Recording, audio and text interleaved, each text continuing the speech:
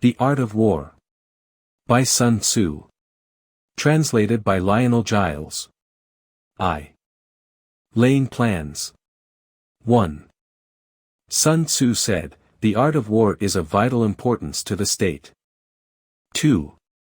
It is a matter of life and death, a road either to safety or to ruin.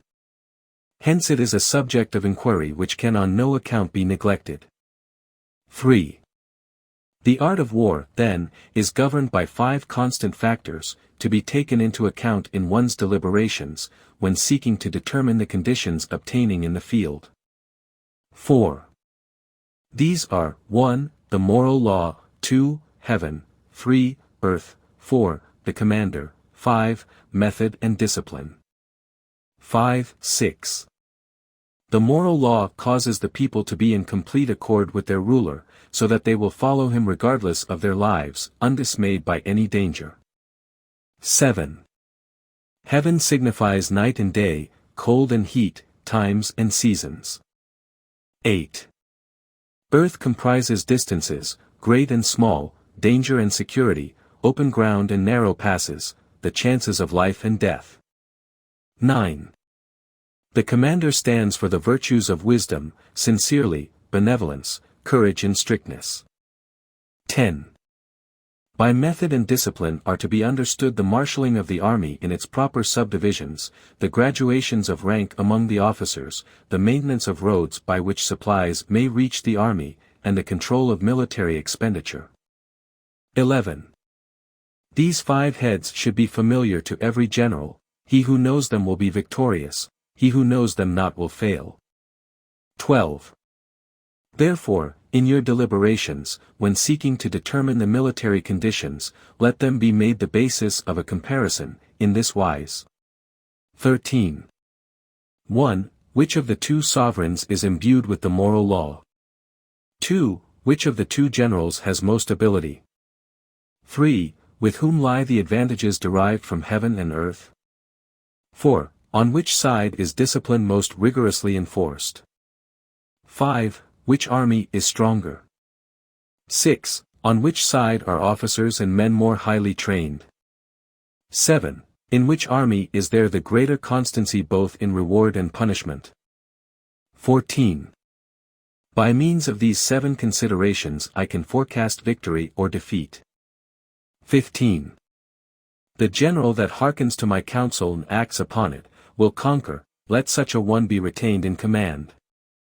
The general that hearkens not to my counsel nor acts upon it, will suffer defeat, let such a one be dismissed. 16. While heading the profit of my counsel, avail yourself also of any helpful circumstances over and beyond the ordinary rules. 17. According as circumstances are favorable, one should modify one's plans. 18. All warfare is based on deception. 19. Hence, when able to attack, we must seem unable; when using our forces, we must seem inactive; when we are near, we must make the enemy believe we are far away; when far away, we must make him believe we are near. 20. Hold out baits to entice the enemy. Feign disorder, and crush him. 21. If he is secure at all points, be prepared for him. If he is in superior strength, evade him. 22. If your opponent is of choleric temper, seek to irritate him. Pretend to be weak, that he may grow arrogant. 23. If he is taking his ease, give him no rest. If his forces are united, separate them. 24. Attack him where he is unprepared, appear where you are not expected. 25. These military devices, leading to victory, must not be divulged beforehand. 26. Now the general who wins a battle makes many calculations in his temple ere the battle is fought. The general who loses a battle makes but few calculations beforehand. Thus do many calculations lead to victory, and few calculations to defeat, how much more no calculation at all. It is by attention to this point that I can foresee who is likely to win or lose. 2. Waging war. 1. Sun Tzu said, "In the operations of war, where there are in the field 1,000 swift chariots, as many heavy chariots, and 100,000 mail-clad soldiers, with provisions enough to carry them 1,000 li, the expenditure at home and at the front, including entertainment of guests, small items such as glue and paint, and sums spent on chariots and armor, will reach the total of 1,000 ounces of silver per day. Such is the cost of raising an army of 100,000 men." 2. When you engage in actual fighting, if victory is long in coming, then men's weapons will grow dull and their ardor will be damped. If you lay siege to a town, you will exhaust your strength. 3. Again, if the campaign is protracted, the resources of the state will not be equal to the strain. 4. Now, when your weapons are dulled, your ardor damped, your strength exhausted and your treasure spent, other chieftains will spring up to take advantage of your extremity. Then no man, however wise, will be able to avert the consequences that must ensue. 5. Thus, though we have heard of stupid haste in war, cleverness has never been seen associated with long delays. 6. There is no instance of a country having benefited from prolonged warfare. 7. It is only one who is thoroughly acquainted with the evils of war that can thoroughly understand the profitable way of carrying it on. 8. The skillful soldier does not raise a second levy, neither are his supply wagons loaded more than twice. 9. Bring war material with you from home, but forage on the enemy. Thus the army will have food enough for its needs. 10. Poverty of the state exchequer causes an army to be maintained by contributions from a distance. Contributing to maintain an army at a distance causes the people to be impoverished. 11. On the other hand, the proximity of an army causes prices to go up, and high prices cause the people's substance to be drained away. 12. When their substance is drained away, the peasantry will be afflicted by heavy exactions. 13-14. With this loss of substance and exhaustion of strength, the homes of the people will be stripped bare, and 3/10 of their income will be dissipated, while government expenses for broken chariots, worn-out horses, breastplates and helmets, bows and arrows, spears and shields, protective mantles, draft oxen and heavy wagons, will amount to 4/10 of its total revenue. 15. Hence a wise general makes a point of foraging on the enemy. 1 cartload of the enemy's provisions is equivalent to 20 of one's own, and likewise a single pickle of his provender is equivalent to 20 from one's own store. 16. Now in order to kill the enemy, our men must be roused to anger, that there may be advantage from defeating the enemy, they must have their rewards. 17. Therefore in chariot fighting, when 10 or more chariots have been taken, those should be rewarded who took the first. Our own flags should be substituted for those of the enemy, and the chariots mingled and used in conjunction with ours. The captured soldiers should be kindly treated and kept. 18. This is called, using the conquered foe to augment one's own strength. 19. In war, then, let your great object be victory, not lengthy campaigns. 20. Thus it may be known that the leader of armies is the arbiter of the people's fate, the man on whom it depends whether the nation shall be in peace or in peril. 3. Attack by stratagem. 1. Sun Tzu said, "In the practical art of war, the best thing of all is to take the enemy's country whole and intact, to shatter and destroy it is not so good. So, too, it is better to recapture an army entire than to destroy it, to capture a regiment, a detachment or a company entire than to destroy them. 2. Hence to fight and conquer in all your battles is not supreme excellence. Supreme excellence consists in breaking the enemy's resistance without fighting. 3. Thus the highest form of generalship is to balk the enemy's plans, the next best is to prevent the junction of the enemy's forces, the next in order is to attack the enemy's army in the field, and the worst policy of all is to besiege walled cities. 4. The rule is, not to besiege walled cities if it can possibly be avoided. The preparation of mantlets, movable shelters, and various implements of war, will take up 3 whole months, and the piling up of mounds over against the walls will take 3 months more. 5. The general, unable to control his irritation, will launch his men to the assault like swarming ants, with the result that 1/3 of his men are slain, while the town still remains untaken. Such are the disastrous effects of a siege. 6. Therefore the skillful leader subdues the enemy's troops without any fighting, he captures their cities without laying siege to them, he overthrows their kingdom without lengthy operations in the field. 7. With his forces intact he will dispute the mastery of the empire, and thus, without losing a man, his triumph will be complete. This is the method of attacking by stratagem. 8. It is the rule in war, if our forces are 10 to the enemy's 1, to surround him, if 5 to 1, to attack him, if twice as numerous, to divide our army into 2. 9. If equally matched, we can offer battle, if slightly inferior in numbers, we can avoid the enemy, if quite unequal in every way, we can flee from him. 10. Hence, though an obstinate fight may be made by a small force, in the end it must be captured by the larger force. 11. Now the general is the bulwark of the state, if the bulwark is complete at all points, the state will be strong, if the bulwark is defective, the state will be weak. 12. There are 3 ways in which a ruler can bring misfortune upon his army. 13. 1. By commanding the army to advance or to retreat, being ignorant of the fact that it cannot obey. This is called hobbling the army. 14. 2. By attempting to govern an army in the same way as he administers a kingdom, being ignorant of the conditions which obtain in an army. This causes restlessness in the soldiers' minds. 15. 3. By employing the officers of his army without discrimination, through ignorance of the military principle of adaptation to circumstances. This shakes the confidence of the soldiers. 16. But when the army is restless and distrustful, trouble is sure to come from the other feudal princes. This is simply bringing anarchy into the army, and flinging victory away. 17.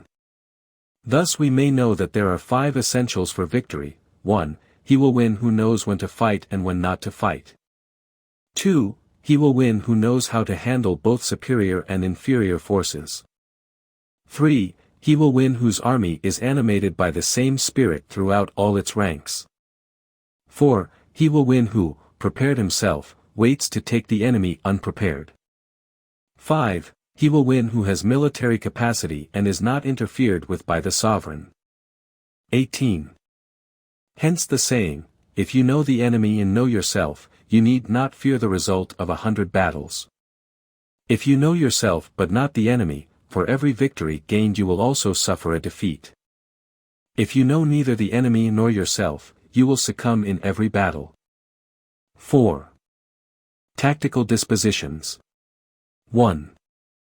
Sun Tzu said, the good fighters of old first put themselves beyond the possibility of defeat, and then waited for an opportunity of defeating the enemy. 2. To secure ourselves against defeat lies in our own hands, but the opportunity of defeating the enemy is provided by the enemy himself. 3. Thus the good fighter is able to secure himself against defeat, but cannot make certain of defeating the enemy. 4. Hence the saying, one may know how to conquer without being able to do it. 5. Security against defeat implies defensive tactics, ability to defeat the enemy means taking the offensive. 6. Standing on the defensive indicates insufficient strength, attacking, a superabundance of strength. 7. The general who is skilled in defense hides in the most secret recesses of the earth, he who is skilled in attack flashes forth from the topmost heights of heaven. Thus on the one hand we have ability to protect ourselves, on the other, a victory that is complete. 8. To see victory only when it is within the ken of the common herd is not the acme of excellence. 9. Neither is it the acme of excellence if you fight and conquer and the whole empire says, "Well done." 10. To lift an autumn hair is no sign of great strength, to see the sun and moon is no sign of sharp sight, to hear the noise of thunder is no sign of a quick ear. 11. What the ancients called a clever fighter is one who not only wins, but excels in winning with ease. 12. Hence his victories bring him neither reputation for wisdom nor credit for courage. 13. He wins his battles by making no mistakes. Making no mistakes is what establishes the certainty of victory, for it means conquering an enemy that is already defeated. 14. Hence the skillful fighter puts himself into a position which makes defeat impossible, and does not miss the moment for defeating the enemy. 15. Thus it is that in war the victorious strategist only seeks battle after the victory has been won, whereas he who is destined to defeat first fights and afterwards looks for victory. 16. The consummate leader cultivates the moral law, and strictly adheres to method and discipline, thus it is in his power to control success. 17. In respect of military method, we have, firstly, measurement, secondly, estimation of quantity, thirdly, calculation, fourthly, balancing of chances, fifthly, victory. 18. Measurement owes its existence to earth, estimation of quantity to measurement, calculation to estimation of quantity, balancing of chances to calculation, and victory to balancing of chances. 19. A victorious army opposed to a routed one, is as a pound's weight placed in the scale against a single grain. 20. The onrush of a conquering force is like the bursting of pent-up waters into a chasm 1,000 fathoms deep. V. Energy. 1. Sun Tzu said, "The control of a large force is the same principle as the control of a few men, it is merely a question of dividing up their numbers." 2. Fighting with a large army under your command is nowise different from fighting with a small one, it is merely a question of instituting signs and signals. 3. To ensure that your whole host may withstand the brunt of the enemy's attack and remain unshaken, this is effected by maneuvers direct and indirect. 4. That the impact of your army may be like a grindstone dashed against an egg, this is effected by the science of weak points and strong. 5. In all fighting, the direct method may be used for joining battle, but indirect methods will be needed in order to secure victory. 6. Indirect tactics, efficiently applied, are inexhaustible as heaven and earth, unending as the flow of rivers and streams, like the sun and moon, they end but to begin anew, like the 4 seasons, they pass away to return once more. 7. There are not more than 5 musical notes, yet the combinations of these 5 give rise to more melodies than can ever be heard. 8. There are not more than 5 primary colors, blue, yellow, red, white, and black, yet in combination they produce more hues than can ever been seen. 9. There are not more than 5 cardinal tastes, sour, acrid, salt, sweet, bitter, yet combinations of them yield more flavors than can ever be tasted. 10. In battle, there are not more than 2 methods of attack, the direct and the indirect, yet these 2 in combination give rise to an endless series of maneuvers. 11. The direct and the indirect lead on to each other in turn. It is like moving in a circle, you never come to an end. Who can exhaust the possibilities of their combination? 12. The onset of troops is like the rush of a torrent which will even roll stones along in its course. 13. The quality of decision is like the well-timed swoop of a falcon which enables it to strike and destroy its victim. 14.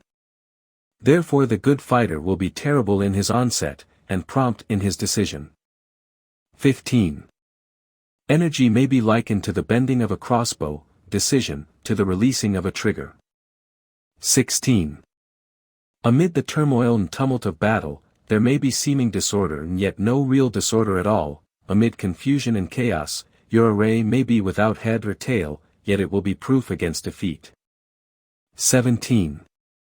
Simulated disorder postulates perfect discipline, simulated fear postulates courage, simulated weakness postulates strength. 18. Hiding order beneath the cloak of disorder is simply a question of subdivision. Concealing courage under a show of timidity presupposes a fund of latent energy. Masking strength with weakness is to be effected by tactical dispositions. 19. Thus one who is skillful at keeping the enemy on the move maintains deceitful appearances, according to which the enemy will act. He sacrifices something, that the enemy may snatch at it. 20. By holding out baits, he keeps him on the march, then with a body of picked men he lies in wait for him. 21. The clever combatant looks to the effect of combined energy, and does not require too much from individuals. Hence his ability to pick out the right men and utilize combined energy. 22. When he utilizes combined energy, his fighting men become as it were like unto rolling logs or stones. For it is the nature of a log or stone to remain motionless on level ground, and to move when on a slope, if four-cornered, to come to a standstill, but if round-shaped, to go rolling down. 23. Thus the energy developed by good fighting men is as the momentum of a round stone rolled down a mountain thousands of feet in height. So much on the subject of energy. 6. Weak points and strong. 1. Sun Tzu said, "Whoever is first in the field and awaits the coming of the enemy, will be fresh for the fight. Whoever is second in the field and has to hasten to battle will arrive exhausted." 2. Therefore the clever combatant imposes his will on the enemy, but does not allow the enemy's will to be imposed on him. 3. By holding out advantages to him, he can cause the enemy to approach of his own accord, or, by inflicting damage, he can make it impossible for the enemy to draw near. 4. If the enemy is taking his ease, he can harass him. If well supplied with food, he can starve him out. If quietly encamped, he can force him to move. 5. Appear at points which the enemy must hasten to defend. March swiftly to places where you are not expected. 6. An army may march great distances without distress, if it marches through country where the enemy is not. 7. You can be sure of succeeding in your attacks if you only attack places which are undefended. You can ensure the safety of your defense if you only hold positions that cannot be attacked. 8. Hence that general is skillful in attack whose opponent does not know what to defend, and he is skillful in defense whose opponent does not know what to attack. 9. O divine art of subtlety and secrecy! Through you we learn to be invisible, through you inaudible, and hence we can hold the enemy's fate in our hands. 10. You may advance and be absolutely irresistible, if you make for the enemy's weak points. You may retire and be safe from pursuit if your movements are more rapid than those of the enemy. 11. If we wish to fight, the enemy can be forced to an engagement even though he be sheltered behind a high rampart and a deep ditch. All we need do is attack some other place that he will be obliged to relieve. 12. If we do not wish to fight, we can prevent the enemy from engaging us even though the lines of our encampment be merely traced out on the ground. All we need do is to throw something odd and unaccountable in his way. 13. By discovering the enemy's dispositions and remaining invisible ourselves, we can keep our forces concentrated, while the enemy's must be divided. 14. We can form a single united body, while the enemy must split up into fractions. Hence there will be a whole pitted against separate parts of a whole, which means that we shall be many to the enemy's few. 15. And if we are able thus to attack an inferior force with a superior one, our opponents will be in dire straits. 16. The spot where we intend to fight must not be made known, for then the enemy will have to prepare against a possible attack at several different points, and his forces being thus distributed in many directions, the numbers we shall have to face at any given point will be proportionately few. 17. For should the enemy strengthen his van, he will weaken his rear. Should he strengthen his rear, he will weaken his van. Should he strengthen his left, he will weaken his right; should he strengthen his right, he will weaken his left. If he sends reinforcements everywhere, he will everywhere be weak. 18. Numerical weakness comes from having to prepare against possible attacks, numerical strength, from compelling our adversary to make these preparations against us. 19.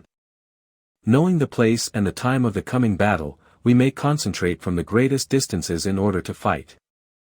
20. But if neither time nor place be known, then the left wing will be impotent to succor the right equally impotent to succor the left, the van unable to relieve the rear, or the rear to support the van. How much more so if the furthest portions of the army are anything under 100 li apart, and even the nearest are separated by several li. 21. Though according to my estimate the soldiers of you exceed our own in number, that shall advantage them nothing in the matter of victory. I say then that victory can be achieved. 22. Though the enemy be stronger in numbers, we may prevent him from fighting. Scheme so as to discover his plans and the likelihood of their success. 23. Rouse him, and learn the principle of his activity or inactivity. Force him to reveal himself, so as to find out his vulnerable spots. 24. Carefully compare the opposing army with your own, so that you may know where strength is superabundant and where it is deficient. 25. In making tactical dispositions, the highest pitch you can attain is to conceal them. Conceal your dispositions, and you will be safe from the prying of the subtlest spies, from the machinations of the wisest brains. 26. How victory may be produced for them out of the enemy's own tactics, that is what the multitude cannot comprehend. 27. All men can see the tactics whereby I conquer, but what none can see is the strategy out of which victory is evolved. 28. Do not repeat the tactics which have gained you one victory, but let your methods be regulated by the infinite variety of circumstances. 29. Military tactics are like unto water, for water in its natural course runs away from high places and hastens downwards. 30. So in war, the way is to avoid what is strong and to strike at what is weak. 31. Water shapes its course according to the nature of the ground over which it flows. The soldier works out his victory in relation to the foe whom he is facing. 32. Therefore, just as water retains no constant shape, so in warfare there are no constant conditions. 33. He who can modify his tactics in relation to his opponent and thereby succeed in winning, may be called a heaven-born captain. 34. The five elements, water, fire, wood, metal, earth, are not always equally predominant. The four seasons make way for each other in turn. There are short days and long, the moon has its periods of waning and waxing. 7. Maneuvering. 1. Sun Tzu said, in war, the general receives his commands from the sovereign. 2. Having collected an army and concentrated his forces, he must blend and harmonize the different elements thereof before pitching his camp. 3. After that, comes tactical maneuvering, than which there is nothing more difficult. The difficulty of tactical maneuvering consists in turning the devious into the direct, and misfortune into gain. 4. Thus, to take a long and circuitous route, after enticing the enemy out of the way, and though starting after him, to contrive to reach the goal before him, shows knowledge of the artifice of deviation. 5. Maneuvering with an army is advantageous, with an undisciplined multitude, most dangerous. 6. If you set a fully equipped army in march in order to snatch an advantage, the chances are that you will be too late. On the other hand, to detach a flying column for the purpose involves the sacrifice of its baggage and stores. 7. Thus, if you order your men to roll up their buff coats, and make forced marches without halting day or night, covering double the usual distance at a stretch, doing 100 li in order to wrest an advantage, the leaders of all your 3 divisions will fall into the hands of the enemy. 8. The stronger men will be in front, the jaded ones will fall behind, and on this plan only 1/10 of your army will reach its destination. 9. If you march 50 li in order to outmaneuver the enemy, you will lose the leader of your first division, and only half your force will reach the goal. 10. If you march 30 li with the same object, 2/3 of your army will arrive. 11. We may take it then that an army without its baggage train is lost, without provisions it is lost, without bases of supply it is lost. 12. We cannot enter into alliances until we are acquainted with the designs of our neighbors. 13. We are not fit to lead an army on the march unless we are familiar with the face of the country, its mountains and forests, its pitfalls and precipices, its marshes and swamps. 14. We shall be unable to turn natural advantage to account unless we make use of local guides. 15. In war, practice dissimulation, and you will succeed. 16. Whether to concentrate or to divide your troops must be decided by circumstances. 17. Let your rapidity be that of the wind, your compactness that of the forest. 18. In raiding and plundering be like fire, is immovability like a mountain. 19. Let your plans be dark and impenetrable as night, and when you move, fall like a thunderbolt. 20. When you plunder a countryside, let the spoil be divided amongst your men, when you capture new territory, cut it up into allotments for the benefit of the soldiery. 21. Ponder and deliberate before you make a move. 22. He will conquer who has learnt the artifice of deviation. Such is the art of maneuvering. 23. The Book of Army Management says, on the field of battle, the spoken word does not carry far enough, hence the institution of gongs and drums. Nor can ordinary objects be seen clearly enough, hence the institution of banners and flags. 24. Gongs and drums, banners and flags, are means whereby the ears and eyes of the host may be focused on one particular point. 25. The host thus forming a single united body, is it impossible either for the brave to advance alone, or for the cowardly to retreat alone. This is the art of handling large masses of men. 26. In night fighting, then, make much use of signal fires and drums, and in fighting by day, of flags and banners, as a means of influencing the ears and eyes of your army. 27. A whole army may be robbed of its spirit, a commander-in-chief may be robbed of his presence of mind. 28. Now a soldier's spirit is keenest in the morning, by noonday it has begun to flag, and in the evening, his mind is bent only on returning to camp.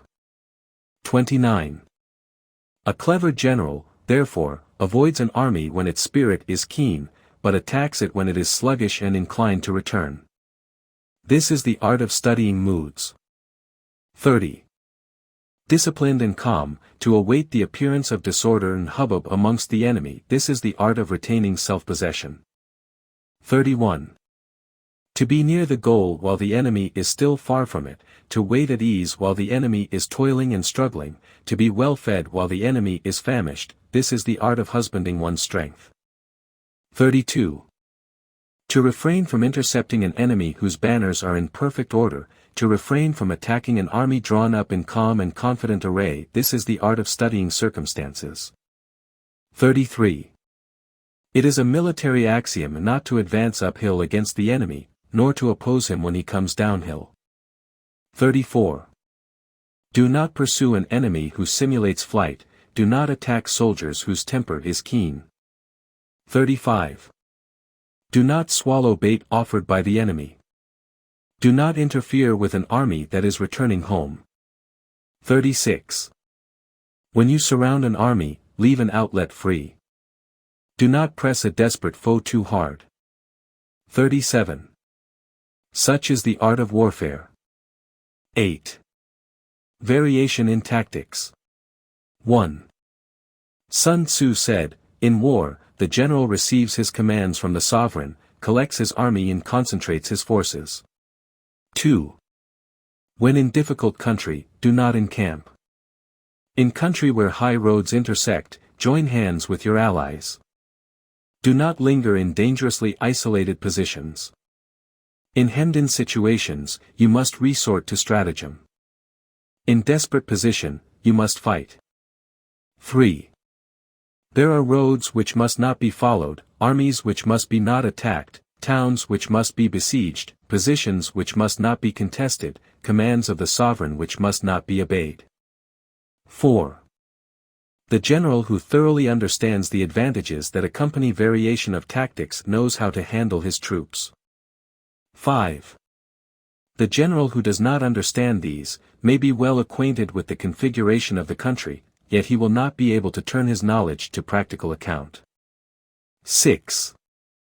So, the student of war who is unversed in the art of war of varying his plans, even though he be acquainted with the 5 advantages, will fail to make the best use of his men. 7. Hence in the wise leader's plans, considerations of advantage and of disadvantage will be blended together. 8. If our expectation of advantage be tempered in this way, we may succeed in accomplishing the essential part of our schemes. 9. If, on the other hand, in the midst of difficulties we are always ready to seize an advantage, we may extricate ourselves from misfortune. 10. Reduce the hostile chiefs by inflicting damage on them, and make trouble for them, and keep them constantly engaged, hold out specious allurements, and make them rush to any given point. 11. The art of war teaches us to rely not on the likelihood of the enemy's not coming, but on our own readiness to receive him, not on the chance of his not attacking, but rather on the fact that we have made our position unassailable. 12. There are 5 dangerous faults which may affect a general. 1. Recklessness, which leads to destruction. 2. Cowardice, which leads to capture. 3. A hasty temper, which can be provoked by insults. 4. A delicacy of honor which is sensitive to shame. 5. Over-solicitude for his men, which exposes him to worry and trouble. 13. These are the 5 besetting sins of a general, ruinous to the conduct of war. 14. When an army is overthrown and its leader slain, the cause will surely be found among these 5 dangerous faults. Let them be a subject of meditation. 9. The army on the march. 1. Sun Tzu said, "We come now to the question of encamping the army, and observing signs of the enemy. Pass quickly over mountains, and keep in the neighborhood of valleys. 2. Camp in high places, facing the sun. Do not climb heights in order to fight. So much for mountain warfare. 3. After crossing a river, you should get far away from it. 4. When an invading force crosses a river in its onward march, do not advance to meet it in midstream. It will be best to let half the army get across, and then deliver your attack. 5. If you are anxious to fight, you should not go to meet the invader near a river which he has to cross. 6. Moor your craft higher up than the enemy, and facing the sun. Do not move upstream to meet the enemy. So much for river warfare. 7. In crossing salt marshes, your sole concern should be to get over them quickly, without any delay. 8. If forced to fight in a salt marsh, you should have water and grass near you, and get your back to a clump of trees. So much for operations in salt marshes. 9. In dry, level country, take up an easily accessible position with rising ground to your right and on your rear, so that the danger may be in front, and safety lie behind. So much for campaigning in flat country. 10. These are the 4 useful branches of military knowledge which enabled the Yellow Emperor to vanquish 4 several sovereigns. 11. All armies prefer high ground to low and sunny places to dark. 12. If you are careful of your men, and camp on hard ground, the army will be free from disease of every kind, and this will spell victory. 13. When you come to a hill or a bank, occupy the sunny side, with the slope on your right rear. Thus you will at once act for the benefit of your soldiers and utilize the natural advantages of the ground. 14. When, in consequence of heavy rains up country, a river which you wish to ford is swollen and flecked with foam, you must wait until it subsides. 15. Country in which there are precipitous cliffs with torrents running between, deep natural hollows, confined places, tangled thickets, quagmires and crevasses, should be left with all possible speed and not approached. 16. While we keep away from such places, we should get the enemy to approach them, while we face them, we should let the enemy have them on his rear. 17. If in the neighborhood of your camp there should be any hilly country, ponds surrounded by aquatic grass, hollow basins filled with reeds, or woods with thick undergrowth, they must be carefully routed out and searched, for these are places where men in ambush or insidious spies are likely to be lurking. 18. When the enemy is close at hand and remains quiet, he is relying on the natural strength of his position. 19. When he keeps aloof and tries to provoke a battle, he is anxious for the other side to advance. 20. If his place of encampment is easy of access, he is tendering a bait. 21. Movement amongst the trees of a forest shows that the enemy is advancing. The appearance of a number of screens in the midst of thick grass means that the enemy wants to make us suspicious. 22. The rising of birds in their flight is the sign of an ambuscade. Startled beasts indicate that a sudden attack is coming. 23. When there is dust rising in a high column, it is the sign of chariots advancing. When the dust is low, but spread over a wide area, it betokens the approach of infantry. When it branches out in different directions, it shows that parties have been sent to collect firewood. A few clouds of dust moving to and fro signify that the army is encamping. 24. Humble words and increased preparations are signs that the enemy is about to advance. Violent language and driving forward as if to the attack are signs that he will retreat. 25. When the light chariots come out first and take up a position on the wings, it is a sign that the enemy is forming for battle. 26. Peace proposals unaccompanied by a sworn covenant indicate a plot. 27. When there is much running about and the soldiers fall into rank, it means that the critical moment has come. 28. When some are seen advancing and some retreating, it is a lure. 29. When the soldiers stand leaning on their spears, they are faint from want of food. 30. If those who are sent to draw water begin by drinking themselves, the army is suffering from thirst. 31. If the enemy sees an advantage to be gained and makes no effort to secure it, the soldiers are exhausted. 32. If birds gather on any spot, it is unoccupied. Clamor by night betokens nervousness. 33. If there is disturbance in the camp, the general's authority is weak. If the banners and flags are shifted about, sedition is afoot. If the officers are angry, it means that the men are weary. 34.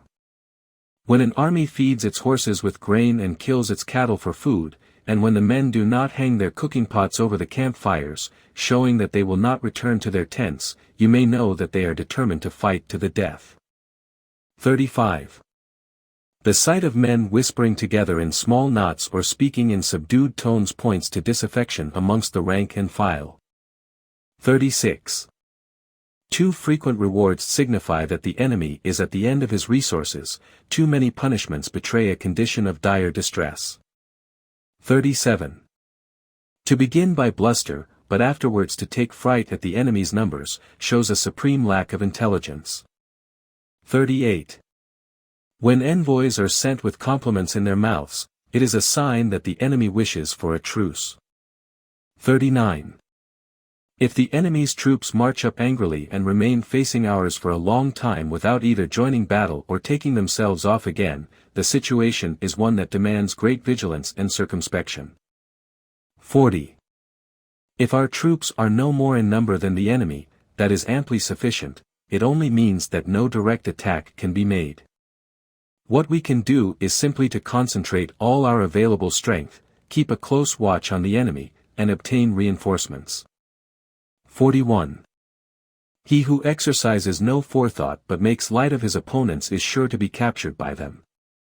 42.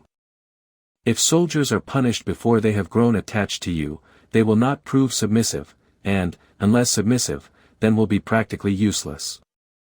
If, when the soldiers have become attached to you, punishments are not enforced, they will still be unless.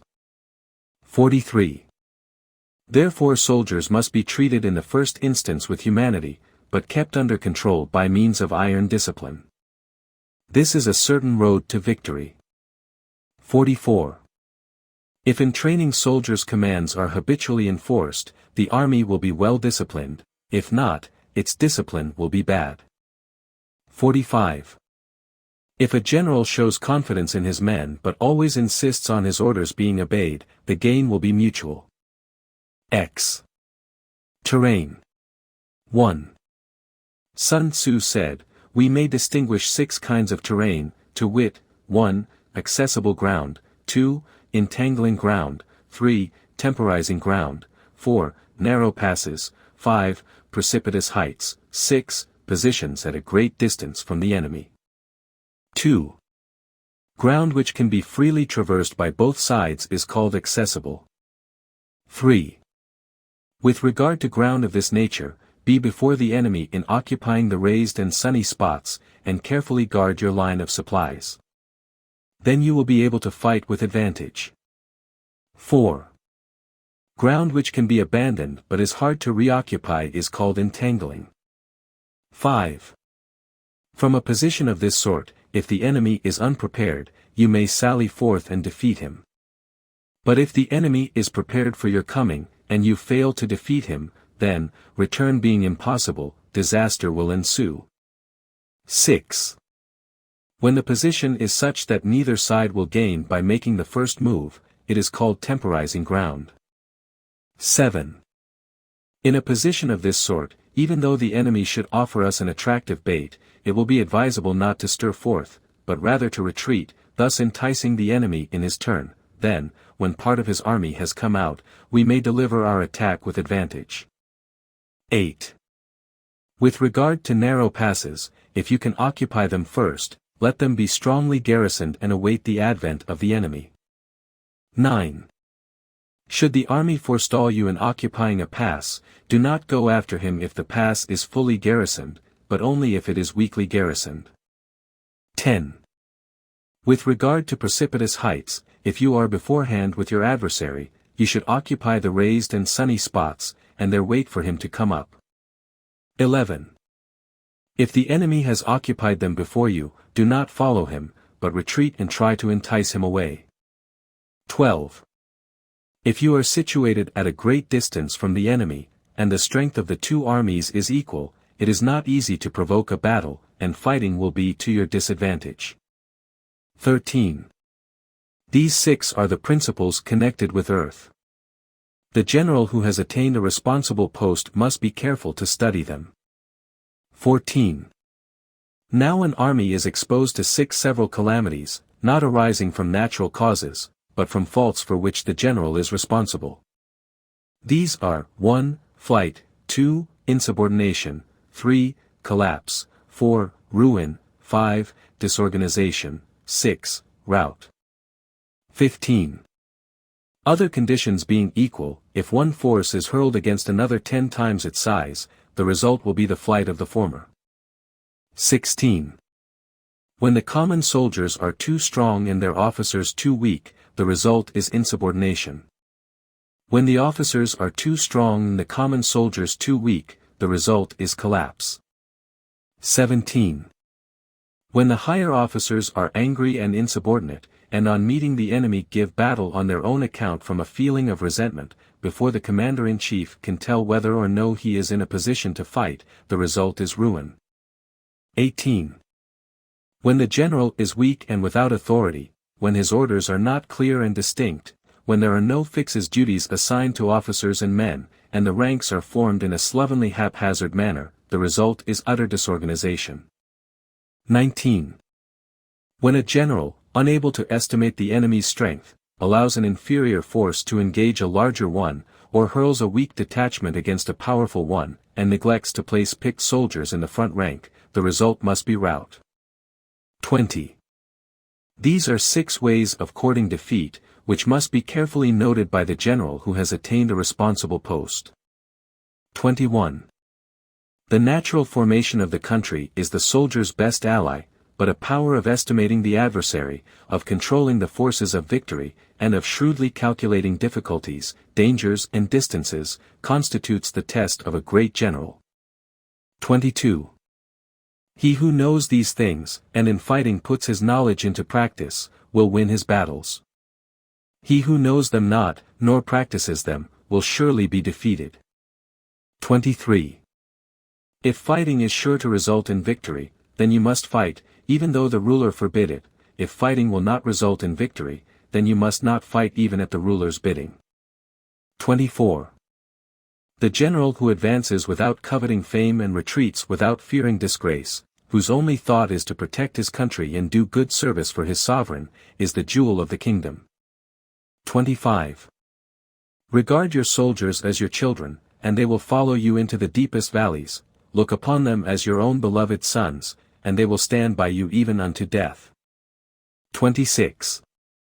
If, however, you are indulgent, but unable to make your authority felt, kind-hearted, but unable to enforce your commands, and incapable, moreover, of quelling disorder, then your soldiers must be likened to spoilt children, they are useless for any practical purpose. 27.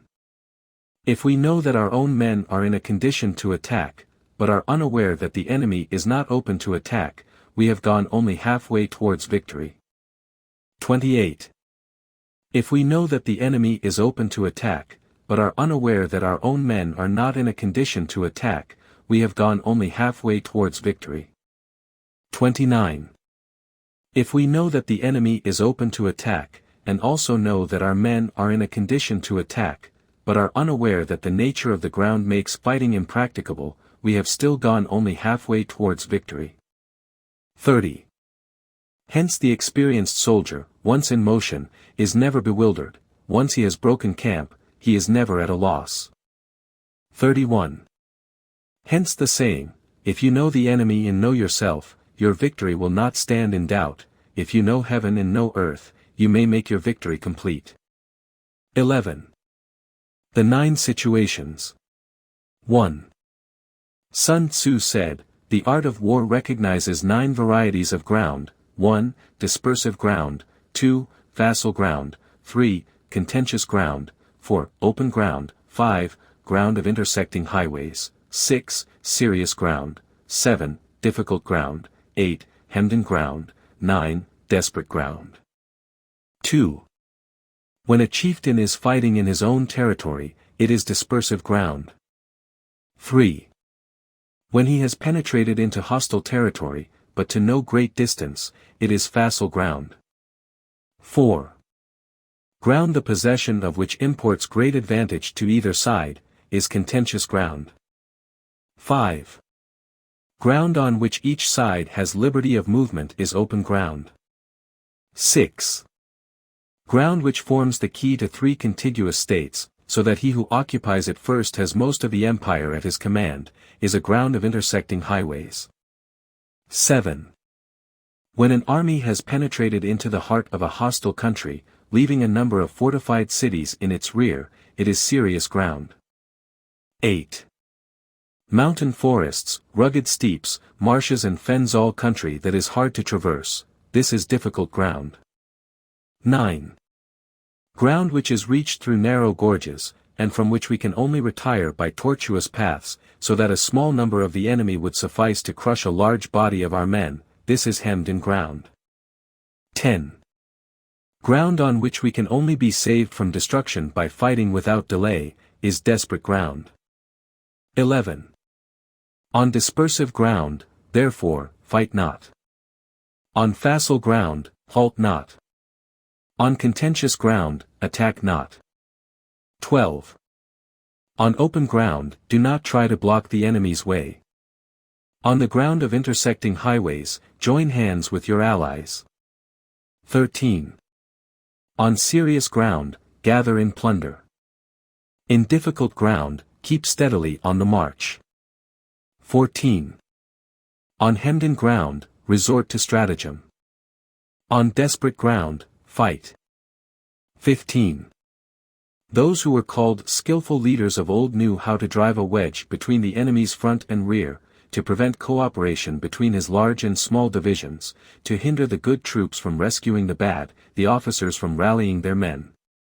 16. When the enemy's men were united, they managed to keep them in disorder. 17. When it was to their advantage, they made a forward move, when otherwise, they stopped still. 18. If asked how to cope with a great host of the enemy in orderly array and on the point of marching to the attack, I should say, begin by seizing something which your opponent holds dear, then he will be amenable to your will. 19. Rapidity is the essence of war. Take advantage of the enemy's unreadiness, make your way by unexpected routes, and attack unguarded spots. 20. The following are the principles to be observed by an invading force. The further you penetrate into a country, the greater will be the solidarity of your troops, and thus the defenders will not prevail against you. 21. Make forays in fertile country in order to supply your army with food. 22. Carefully study the well-being of your men, and do not overtax them. Concentrate your energy and hoard your strength. Keep your army continually on the move, and devise unfathomable plans. 23. Throw your soldiers into positions whence there is no escape, and they will prefer death to flight. If they will face death, there is nothing they may not achieve. Officers and men alike will put forth their uttermost strength. 24. Soldiers when in desperate straits lose the sense of fear. If there is no place of refuge, they will stand firm. If they are in hostile country, they will show a stubborn front. If there is no help for it, they will fight hard. 25. Thus, without waiting to be marshaled, the soldiers will be constantly on the qui vive. Without waiting to be asked, they will do your will. Without restrictions, they will be faithful. Without giving orders, they can be trusted. 26. Prohibit the taking of omens, and do away with superstitious doubts. Then, until death itself comes, no calamity need be feared. 27. If our soldiers are not overburdened with money, it is not because they have a distaste for riches. If their lives are not unduly long, it is not because they are disinclined to longevity. 28. On the day they are ordered out to battle, your soldiers may weep, those sitting up bedewing their garments, and those lying down letting the tears run down their cheeks. But let them once be brought to bay, and they will display the courage of a Chu or a K. 29. The skillful tactician may be likened to the Shuaijian. Now the Shuaijian is a snake that is found in the Chung Mountains. Strike at its head, and you will be attacked by its tail. Strike at its tail, and you will be attacked by its head. Strike at its middle, and you will be attacked by head and tail both. 30. Asked if an army can be made to imitate the Shuaijian, I should answer, yes. For the men of Wu and the men of Yu are enemies, yet if they are crossing a river in the same boat and are caught by a storm, they will come to each other's assistance just as the left hand helps the right. 31. Hence it is not enough to put one's trust in the tethering of horses, and the burying of chariot wheels in the ground. 32. The principle on which to manage an army is to set up one standard of courage which all must reach. 33. How to make the best of both strong and weak, that is a question involving the proper use of ground. 34. Thus the skillful general conducts his army just as though he were leading a single man, willy-nilly, by the hand. 35. It is the business of a general to be quiet and thus ensure secrecy, upright and just, and thus maintain order. 36. He must be able to mystify his officers and men by false reports and appearances, and thus keep them in total ignorance. 37. By altering his arrangements and changing his plans, he keeps the enemy without definite knowledge. By shifting his camp and taking circuitous routes, he prevents the enemy from anticipating his purpose. 38. At the critical moment, the leader of an army acts like one who has climbed up a height and then kicks away the ladder behind him. He carries his men deep into hostile territory before he shows his hand. 39.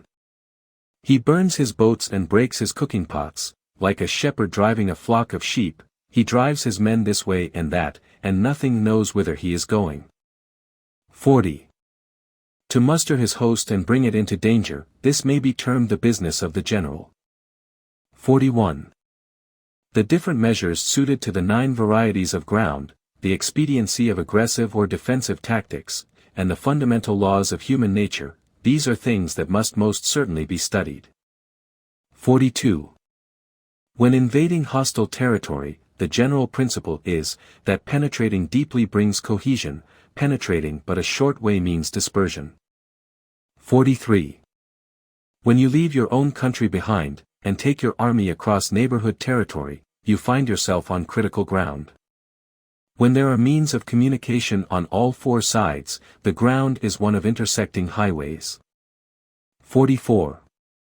When you penetrate deeply into a country, it is serious ground. When you penetrate but a little way, it is facile ground. 45. When you have the enemy's strongholds on your rear, and narrow passes in front, it is hemmed-in ground. When there is no place of refuge at all, it is desperate ground. 46. Therefore, on dispersive ground, I would inspire my men with unity of purpose. On facile ground, I would see that there is close connection between all parts of my army. 47.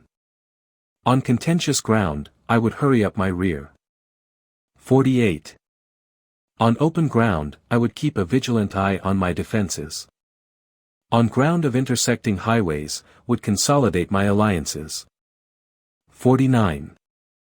On serious ground, I would try to ensure a continuous stream of supplies. On difficult ground, I would keep pushing on along the road. 50.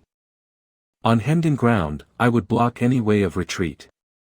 On desperate ground, I would proclaim to my soldiers the hopelessness of saving their lives. 51.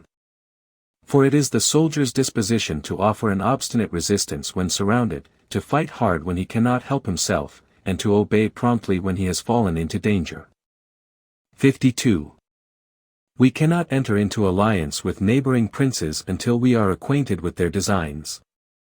We are not fit to lead an army on the march unless we are familiar with the face of the country, its mountains and forests, its pitfalls and precipices, its marshes and swamps. We shall be unable to turn natural advantages to account unless we make use of local guides. 53. To be ignored of any one of the following 4 or 5 principles does not befit a warlike prince. 54. When a warlike prince attacks a powerful state, his generalship shows itself in preventing the concentration of the enemy's forces. He overawes his opponents, and their allies are prevented from joining against him. 55. Hence he does not strive to ally himself with all and sundry, nor does he foster the power of other states. He carries out his own secret designs, keeping his antagonists in awe. Thus he is able to capture their cities and overthrow their kingdoms. 56. Bestow rewards without regard to rule, issue orders without regard to previous arrangements, and you will be able to handle a whole army as though you had to do with but a single man. 57.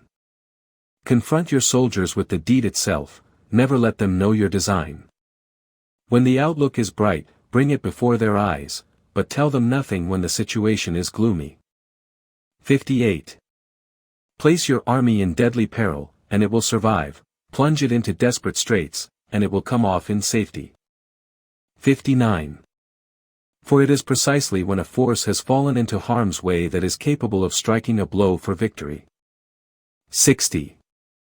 Success in warfare is gained by carefully accommodating ourselves to the enemy's purpose. 61.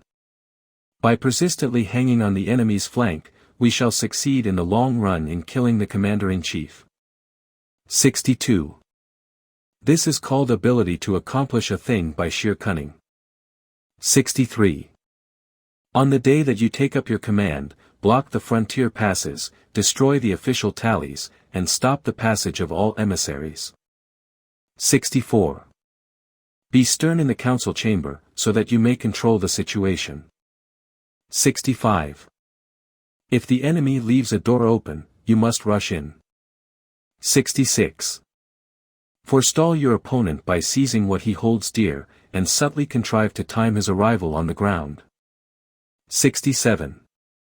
Walk in the path defined by rule, and accommodate yourself to the enemy until you can fight a decisive battle. 68. At first, then, exhibit the coyness of a maiden, until the enemy gives you an opening, afterwards emulate the rapidity of a running hare, and it will be too late for the enemy to oppose you. 12. The attack by fire. 1. Sun Tzu said, there are 5 ways of attacking with fire. The first is to burn soldiers in their camp, the second is to burn stores, the third is to burn baggage trains, the fourth is to burn arsenals and magazines, the fifth is to hurl dropping fire amongst the enemy. 2. In order to carry out an attack, we must have means available. The material for raising fire should always be kept in readiness. 3. There is a proper season for making attacks with fire, and special days for starting a conflagration. 4. The proper season is when the weather is very dry, the special days are those when the moon is in the constellations of the sieve, the wall, the wing or the crossbar, for these 4 are all days of rising wind. 5. In attacking with fire, one should be prepared to meet 5 possible developments. 6. 1. When fire breaks out inside to enemy's camp, respond at once with an attack from without. 7. 2. If there is an outbreak of fire, but the enemy's soldiers remain quiet, bide your time and do not attack. 8. 3. When the force of the flames has reached its height, follow it up with an attack, if that is practicable, if not, stay where you are. 9. 4. If it is possible to make an assault with fire from without, do not wait for it to break out within, but deliver your attack at a favorable moment. 10. 5. When you start a fire, be to windward of it. Do not attack from the leeward. 11. A wind that rises in the daytime lasts long, but a night breeze soon falls. 12. In every army, the 5 developments connected with fire must be known, the movements of the stars calculated, and a watch kept for the proper days. 13. Hence those who use fire as an aid to the attack show intelligence, those who use water as an aid to the attack gain an accession of strength. 14. By means of water, an enemy may be intercepted, but not robbed of all his belongings. 15. Unhappy is the fate of one who tries to win his battles and succeed in his attacks without cultivating the spirit of enterprise, for the result is waste of time and general stagnation. 16. Hence the saying, the enlightened ruler lays his plans well ahead, the good general cultivates his resources. 17.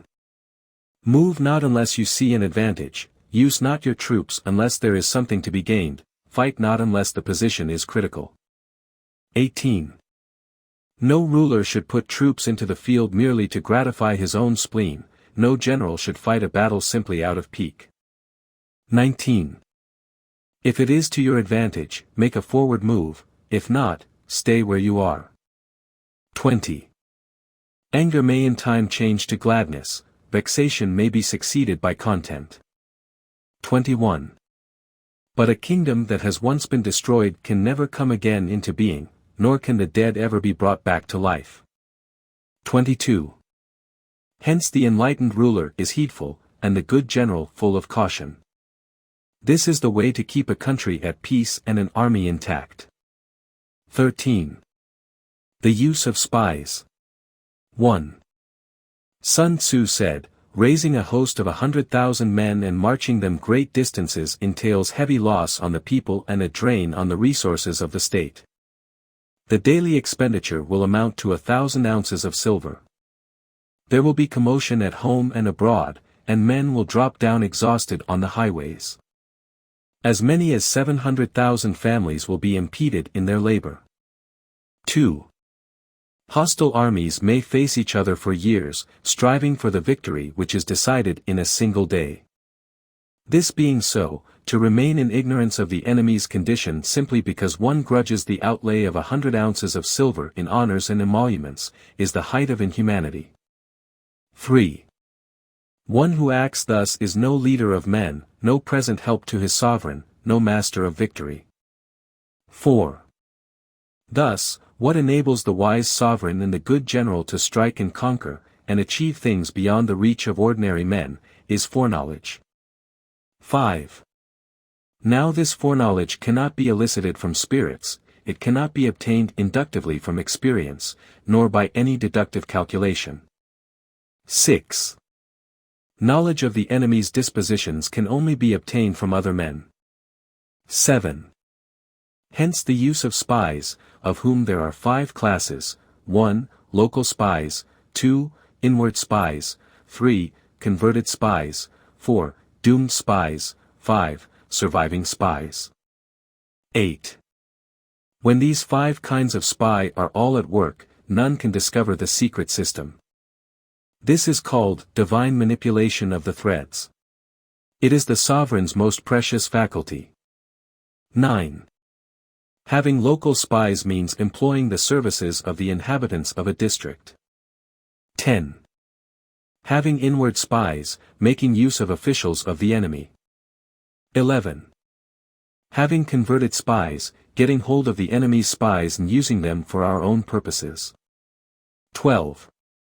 Having doomed spies, doing certain things openly for purposes of deception, and allowing our spies to know of them and report them to the enemy. 13. Surviving spies, finally, are those who bring back news from the enemy's camp. 14. Hence it is that which none in the whole army are more intimate relations to be maintained than with spies. None should be more liberally rewarded. In no other business should greater secrecy be preserved.